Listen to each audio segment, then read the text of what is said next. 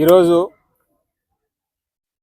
చంద్రబాబు నాయుడు గారి మోసాల పర్వం కంటిన్యూ అవుతున్న తరుణంలో రైతుల్ని కూడా హైటెక్ మోసాలకు గురి చేస్తున్నటువంటి తరుణంలో గడిచిన 2-3 రోజుల క్రితం చంద్రబాబు నాయుడు గారు తన నోటితో తానే రైతులకు ఏ రకంగా మోసం చేస్తానని చెప్పినటువంటి తరుణంలో జగన్మోహన్ రెడ్డి గారు వచ్చి విజిట్ చేస్తే తప్పితే రైతులకు ఎంఎస్పీ కూడా రానటువంటి ఈ తరుణంలో కనీసం ఈసారైనా ఇచ్చిన హామీని నిలబెట్టుకునే విధంగా రైతుల్ని కూడా మోసం చేయకూడదు అనేటటువంటి భావనతో ఈరోజు కలెక్టర్ గారికి మా వైఎస్ఆర్సీపీ పార్టీ తరఫున మేము కూడా రిప్రజెంటేషన్ ఇవ్వడం జరుగుతూ ఉంది. చాలా వరకు గడిచిన ప్రభుత్వంలో ఇచ్చినటువంటి హామీల్ని తుంగలో తొక్కుతూ ఈ రైతు భరోసా ఏదైతే మేము ఇచ్చినామో దాంట్లో కూడా ఎన్నో ఆంక్షలు పెట్టి చాలా మందికి రానికుండా కూడా చేస్తూ ఉన్నారు. ఖచ్చితంగా ఈ కూటమి ప్రభుత్వం ఏదైతే ఉందో వీళ్లకు రాబోయేటటువంటి కాలంలో ప్రజలు ఏ రకమైనటువంటి బుద్ధి చెప్తారనేది వీళ్ళకి ఇప్పటికీ అర్థమవుతా ఉంది.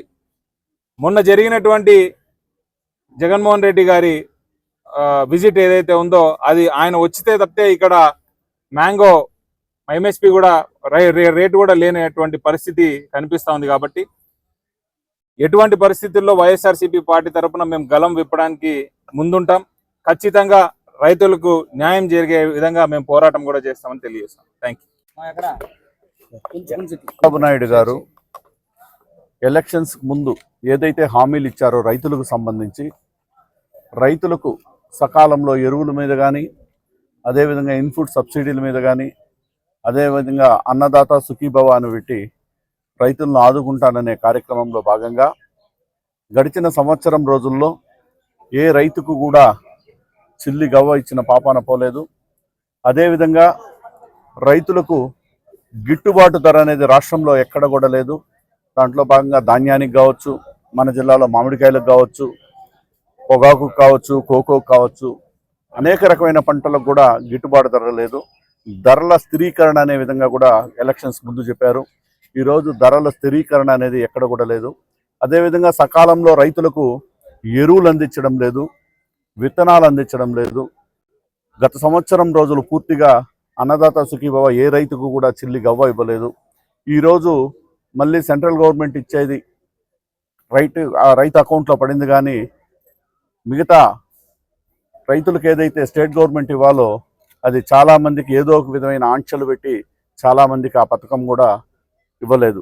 దాని మీద ఈరోజు వైఎస్ఆర్ కాంగ్రెస్ పార్టీ తరఫున మేమందరం జిల్లాలో నాయకులందరం అదేవిధంగా మా అబ్జర్వర్ గారు అందరం కలిసి కలెక్టర్ గారికి వినతి పత్రం అందజేయడం జరిగింది. చంద్రబాబు గారికి రైతు అనే వ్యక్తి ఒక రాజులాగా కనిపిస్తాడు. ఎన్నికలు అయిపోయిన తర్వాత రైతు అతని కంటికి ఒక భిక్షగాడిలాగా కనిపిస్తాడు. అంటే ఈ యొక్క 1.5 సంవత్సర పరిపాలన ఏ విధంగా ఉందనంటే రైతు అనేవాడు ఈరోజు రోడ్డును పడిపోయినా పట్టించుకున్న నాదుడు ఈ యొక్క ప్రభుత్వంలో లేదు.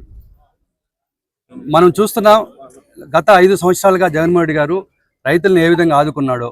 రైతు భరోసా పెట్టారు, ఆర్బీసీ సెంటర్లు పెట్టి వారి యొక్క విలేజ్ల్లోనే అన్ని రకమైనటువంటి అవసరాలు తీర్చి గిట్టుబాటు ధర కల్పించి కావాల్సినటువంటి ఎరువులు ఇచ్చిన సంగతి మనందరం కూడా చూసాం. కానీ ఈ యొక్క కుటుంబ ప్రభుత్వం వచ్చిన తర్వాత ఈరోజు రైతు ఎన్ని ఇబ్బందులు పడుతున్నాడో మనందరం కళ్ళారా చూస్తున్నాం. మొన్నటికి మొన్న మామిడి రైతులు ఇచ్చి ఆఖరికి ప్రతిపక్ష నాయకుడు బంగారుపల్లి వచ్చి ధర్నా చేయాల్సిన పరిస్థితి మనం చూసాం.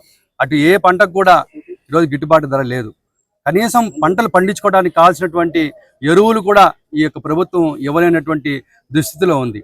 ఈరోజు జిల్లాలో ఎరువు కొరత అనేది చాలా తీవ్రతగా ఉంది. దీన్ని ఈరోజు మేము కలెక్టర్ ద్వారా ప్రభుత్వం దృష్టికి తీసుకొస్తున్నాము. దయచేసి కలెక్టర్ గారైనా ఈరోజు అధికారులతో సమీక్ష పెట్టుకొని వారికి కావాల్సినటువంటి ఏదైతే యూరియా కానీ కాంప్లెక్స్ కానీ ఉందో అవన్నీ కూడా సకాలంలో రైతులకు అందజేసే విధంగా మేము ఇవ్వమని చెప్పి కోరాము. దానికి ఈరోజు వైఎస్ఆర్ కాంగ్రెస్ పార్టీకి సంబంధించిన నాయకులందరూ కూడా వచ్చి ఇక్కడ వినతి పత్రం ఇచ్చాం. ఈరోజు యూరియా బయట మార్కెట్లో అసలు రేటు కన్నా 100-200 రూపాయలు ఎక్కువ వాళ్ళు వసూలు చేస్తుంటే ఈ ప్రభుత్వం ఏమాత్రం కూడా పట్టించుకోలేదు. దయచేసి ఈ విషయాలన్నీ కూడా ప్రభుత్వం దృష్టికి మీ ద్వారా తీసుకెళ్తున్నాం. రైతుకు న్యాయం చేసే విధంగా చర్యలు తీసుకోమని చెప్పి కోరుతున్నాం.